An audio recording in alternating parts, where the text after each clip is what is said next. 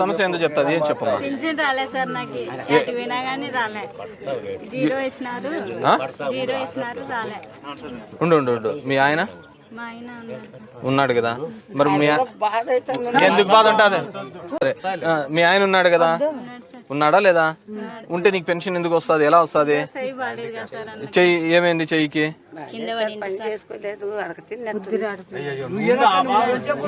ఊరికే ఈమె దానిలో 100 మంది రికమెండేషన్ చెప్తున్నారు కానీ డాక్టర్ రికమెండ్ చేసి ఇవ్వాలి కదా 40% ఉందని.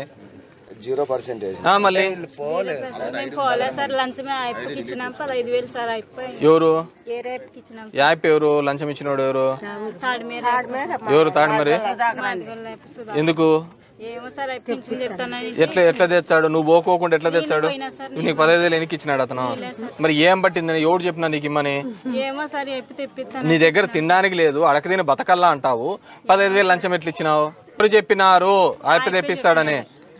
ఆయప్ప తెప్పిస్తా అంటే వచ్చిన వాళ్ళకి అందరికి 15,000 20,000 ఇచ్చా అంటావా?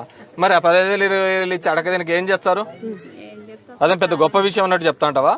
నీ మూడు ఉన్నాడు, అందరూ ఉన్నారు, 15,000 లంచం ఇచ్చినావు అంటావు నువ్వు. ఎవరంట? ఎందుకు ఇచ్చినావు అంటనా? నువ్వు అడకదీనికి నీ బతకడానికి ఇబ్బంది అనుకుంటున్నప్పుడు 15,000 లంచం ఎట్లా ఇచ్చినావు? ఇచ్చి నువ్వు పోకోకుండా కూడా ఇస్తారు సర్టిఫికేట్ అన్నారా? ఏం కర్మమ్మా దీనికి? మళ్ళీ అడకదీనికి ఏం చేయాలా? దానికి మన పనులు చేసుకుంటా మళ్ళీ దానికి ఇది దానికి ఐఎంఓ రికమెండేషన్, ఈఎంఓ రికమెండేషన్. చిన్నపిల్లకి ఎట్లా వస్తుంది? ఇంతకంటే చిన్నపిల్లకు వస్తుంది. వికలాంగులు ఉంటే వస్తుంది.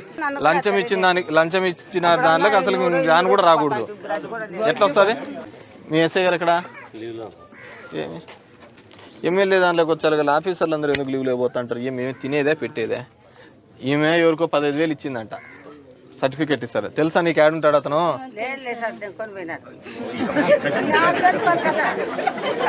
తెలుసా?